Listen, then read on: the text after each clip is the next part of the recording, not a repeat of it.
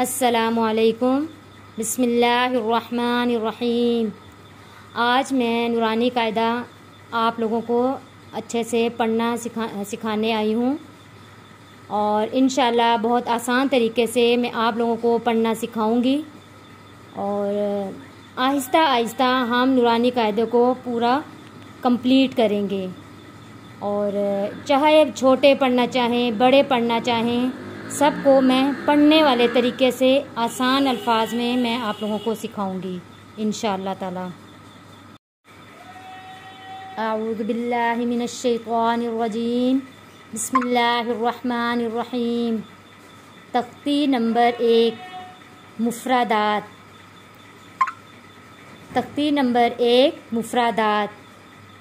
مفردات کا مطلب ہے الگ الگ حرفوں کو مفردات کہتے ہیں، الگ الگ حرفوں کو مفردات کہتے ہیں۔ اب ہم شروع کرتے ہیں۔ بسم اللہ الرحمن الرحیم، بسم اللہ الرحمن الرحیم۔ الف، الف، الف جب بھی خالی لکھا ہوگا، جہاں کہیں پر بھی جس کے اوپر نہ زبر نہ زیر نہ پیش کچھ بھی نہیں ہوگا، وہ الف ہوتا ہے۔ بعض لوگ پڑھنے میں اس کو الف کی جگہ حمزہ پڑھنے لگ جاتے ہیں۔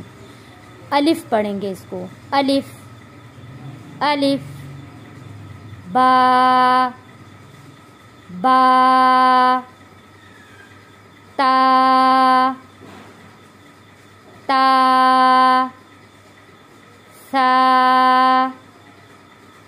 ثا، جیم، جیم۔